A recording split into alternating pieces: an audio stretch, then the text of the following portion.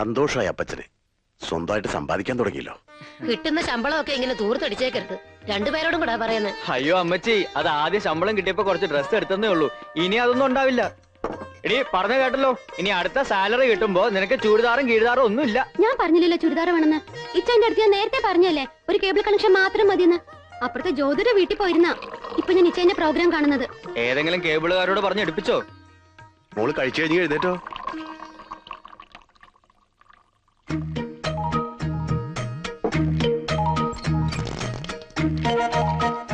അല്ല, നീ വീട്ടിൽ പോയോ? ഇല്ല, സജിയോടെ വരുന്നു പറഞ്ഞു. എനിക്കും മതി. ഞാൻ വേണ്ടിട്ടോട്ടോ പപ്പ. നീ ഒന്നും കഴിച്ചില്ലല്ലോ. എന്തോ പണ്ടത്തെ പോലെ കപ്പാസിറ്റി ഇല്ല. വയറങ്ങ് നിറഞ്ഞു. ഗ്യാസ് ആണെന്ന് തോന്നുന്നു.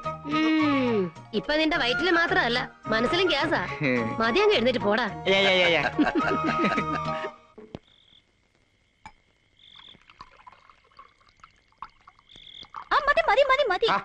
ഇതൊന്നും ആയില്ല മോളെ. അതെ, എത്രയാകാന്ന് എനിക്കറിയാം. കൊറേ നാളെ കാണുന്നല്ലേ, ഇപ്പൊ ഇത്രയും വേണോ? അപ്പൊ ഇത്ര തരൂ. അതെ. ഇനി പപ്പ എന്താ കണ്ണടച്ചേ? കണ്ണടയ്ക്ക് പപ്പ. എന്തിനാ കണ്ണടയ്ക്ക്? ഇനി കൈ നീട്ടിയേ. കൈ നീട്ട്. ഇനി കണ്ണു തുറന്നേ. ഇതെന്താന്നറിയോ? എന്റെ ആദ്യത്തെ ശമ്പളം. ഇത് നിന്റെ മമ്മിയെ ഏൽപ്പിച്ചാ മതി. അവളാ കാശിന്റെ ആള്. ഞാൻ ഇറങ്ങട്ടെ സജി, രണ്ടുപേരിൽ ഒരാൾക്കേ കൺഫർമേഷൻ ഉള്ളൂ എന്ന് അങ്കിളിനറിയാം. മേനോൻ പറഞ്ഞു. നിങ്ങൾക്ക് സൗഹൃദത്തിനപ്പുറം ചില മോഹങ്ങളുണ്ടെന്ന് എനിക്കറിയാം. എനിക്ക് സന്തോഷമേ ഉള്ളൂ. പക്ഷേ ഈ സംഭവത്തിന്റെ പേരിൽ നിങ്ങൾ രണ്ടാളും ഉഴപ്പരുത്. ആർക്കെങ്കിലും ഒരാൾക്ക് ജോലി കിട്ടട്ടെ, അതിനുവേണ്ടി അധ്വാനിക്കണം. ആ കമ്പനിയിൽ ഇനിയും വേക്കൻസി വരുമല്ലോ. മേനോനുള്ളിടത്തോളം കാലം രണ്ടാമതൊരാൾക്ക് കൂടി ജോലിക്ക് പ്രയാസം ഉണ്ടാവില്ല. ഞാൻ പറയാം. ആ പാവം കുട്ടി തല കുത്തി വീട്ടെ. എടി കള്ളി, ഇറങ്ങി വാടി. കള്ളി നിന്റെ അമ്മ. അമ്മയ്ക്ക് പറഞ്ഞ പല്ലടിച്ചളക്കും ഞാൻ. എന്നങ്ങോട്ട് കയറി വാടോ. ആഹാ, എനിക്കിനി ഒന്നും നോക്കാനില്ല. അങ്ങനെ പറയാതെടി, എന്തെങ്കിലും ഉണ്ടോ നോക്ക്. കേറണ്ടെന്നാ പറഞ്ഞത്. ഞാൻ എറിയും. അയ്യോ, അത് ഡമ്മിയാടാ. കുഴപ്പമില്ല കുഴപ്പമില്ല. ആകെ കുളമായെന്നാ തോന്നേ. SI അദ്ദേഹം വരുന്നതിന് മുമ്പ് എങ്ങനെയെങ്കിലും ഒന്ന് താഴെ ഇറക്കണം. അത്രയല്ലേ ഉള്ളൂ. ഇപ്പൊ ഇറങ്ങാവേ. മതി, ഇറങ്ങി വാ. നീ പോടാ. എന്താ? അതെ, എടുത്തിടത്തോളം മതി. ഈ പരിപാടി ഇവിടെ വെച്ച് നിർത്താം. അവളെങ്ങനെ താഴെ ഇറക്കുക? നീ വാ. എടി കാർത്തിയാനി, 10 or 100 വേണമെങ്കിൽ കൂടുതൽ തരാം. നീ താഴേക്ക് ഇറങ്ങ്.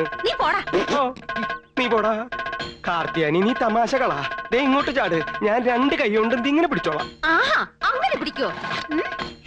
ചേട്ടാ, അവൾ ഓടെടുത്തു. നീ പേടിക്കണ്ട, അത് ഡമ്മിയാടാ.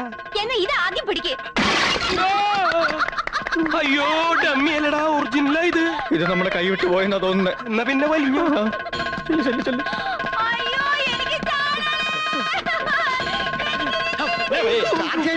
ഇതെങ്ങനെയാണ് നീ ഇതിന്റെ മുകളിൽ കയറിയത്? ഞാൻ കേറിയതല്ല. ഈ മത്തങ്ങത്തലയിൽ ഈ ചക്കര കൂടി എന്നെ പിടിച്ച് കയറ്റിയതാ. നീ അല്ലടാ 1000 ഉലുവ തന്നോണ്ട് മോളി കയറാൻ പറഞ്ഞത്. അങ്ങനെ പറഞ്ഞ കുത്തിക്കേറ്റു ഞാൻ.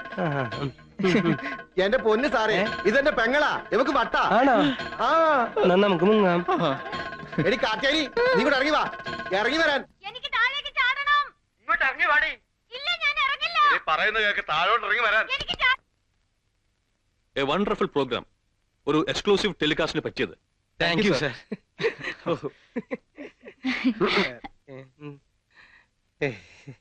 പക്ഷെ ഇതിനേക്കാൾ വണ്ടർഫുൾ ആയ മറ്റൊരു പ്രോഗ്രാം എനിക്ക് കിട്ടി. മിസ് മായ തയ്യാറാക്കിയത്. ഞാൻ തയ്യാറാക്കിയതോ? അല്ല, ഞാൻ തയ്യാറാക്കിയതാ. സാധനം ഡൈനാമിറ്റാ. അതിന്റെ ക്രെഡിറ്റ് മായയ്ക്ക് ഇരിക്കട്ടെ എന്ന് കരുതി. മായയുടെ ക്രെഡിറ്റ് എന്റെയും കൂടെയല്ലേ. എന്നായാലും നമ്മൾ ഇവിടുത്തെ സ്റ്റാഫായി കഴിയേണ്ടവരല്ലേ.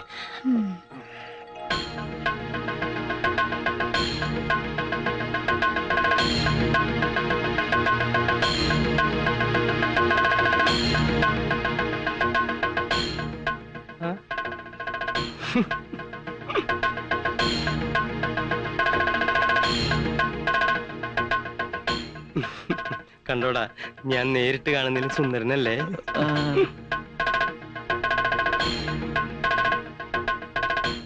നോക്കി, നിന്നെ കാണാനും കുഴപ്പമൊന്നുമില്ല.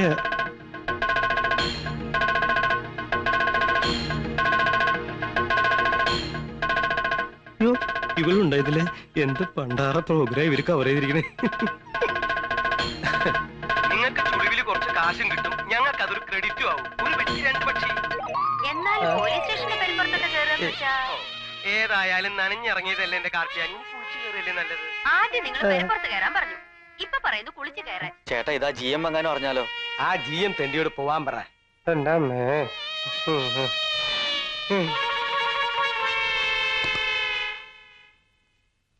എന്താ നിങ്ങളുടെ ഉദ്ദേശം? ഈ പ്രോഗ്രാം ടെലികാസ്റ്റ് ചെയ്തിരുന്നെങ്കിൽ എന്തെല്ലാം പ്രശ്നങ്ങൾ ഉണ്ടായേനെ. മായയും വയറ്റിലെയും നിങ്ങളുടെ പ്ലാനിങ് എങ്ങനെയും മനസ്സിലാക്കി ഇത് ഷൂട്ട് ചെയ്ത് എന്നെ കാണിച്ചത് ഭാഗ്യം. അതിപ്പോ ഇവര് ഷൂട്ട് ചെയ്ത് കാണിക്കാതിരുന്ന പോരെ? You shut up. താൻ എന്തിനാ ഇതൊക്കെ കൂട്ടുന്നത്? അതെങ്ങനെ? തന്നെ കണ്ടല്ലേ പഠിക്കുന്നത്. സുബോധത്തോടെ ആയിരിക്കില്ലേ ചെയ്തത്. മദ്യപിച്ചു കഴിഞ്ഞാൽ തനിക്ക് പല പല തോന്നലുകളാ. This is the last warning. ഇതുപോലെ ഇനി എന്തെങ്കിലും ആവർത്തിച്ചാൽ അപ്പൊ ഞാൻ പറഞ്ഞുവിടും. സാറ് കൂടുതൽ വരട്ടൊന്നും വേണ്ട. പറഞ്ഞു വിടുന്നെങ്കിൽ അങ്ങനെ പറഞ്ഞു വിട്. ഇവിടുന്ന് കിട്ടുന്ന നക്കാപ്പിച്ച കാശ് കൊണ്ടുവന്നല്ല ഞാൻ എന്റെ കുടുംബം പുലർത്തുന്നത്. നിർത്തോ. എന്താ ചെയ്യണമെന്ന് എനിക്കറിയാം. Thank you sir. മാറിയകടി.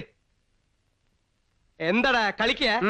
അടിച്ചതിന്റെ മോന്തയുടെ ഷേപ്പ് ഞാൻ മാറ്റി. വളരെ സൗകര്യമായി. അല്ലെങ്കിൽ എന്റെ മോന്തയുടെ ഷേപ്പ് ഒന്ന് മാറ്റണം എന്ന് വിചാരിച്ചിരിക്കായിരുന്നു. സ്ഥാപനത്തിന് ചീത്തപ്പേരുണ്ടാക്കാൻ. ഈ സ്ഥാപനം നിന്റെ തന്തയുടെ വകയാ. തന്തയ്ക്ക് പറഞ്ഞാണ്ടല്ലോ. തന്തയ്ക്ക് പറഞ്ഞോ. പക്ഷെ എന്നെ ഒന്നും പറയരുത്. വല്ലതും പറയാറുണ്ടെങ്കിൽ ആ GM ന്റെ അടുത്ത് നേരിട്ട് പറഞ്ഞാൽ. ആ GM എന്നെ മൂക്കി പിടിച്ച് വലിച്ചു കയറ്റോ? എടാ ഇവിടുന്ന് പോയാ ഒരു 100 ചാനലുകാരുണ്ട് എന്നെ കൊത്തിക്കൊണ്ടു പോകും. 100 ചീനല് ഈ ഉശിരൊന്നും GM ന്റെ മുമ്പിൽ കണ്ടില്ലല്ലോ. കാണിച്ചു തരാടാ. ആരടാ ഈ GM? ഇപ്പൊ ഇവിടുന്ന് ടൈം കെട്ടി ഇറങ്ങി പോയാൽ ആ ചെറ്റ കുറെ നാളെ അവന് രണ്ട് കൊടുക്കണം വിചാരിച്ചിട്ട് ഇപ്പൊ ഞാൻ ശരിയാക്കി തരാം.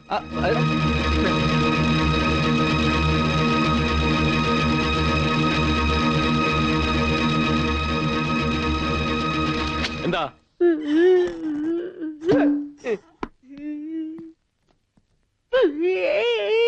എന്താണോ?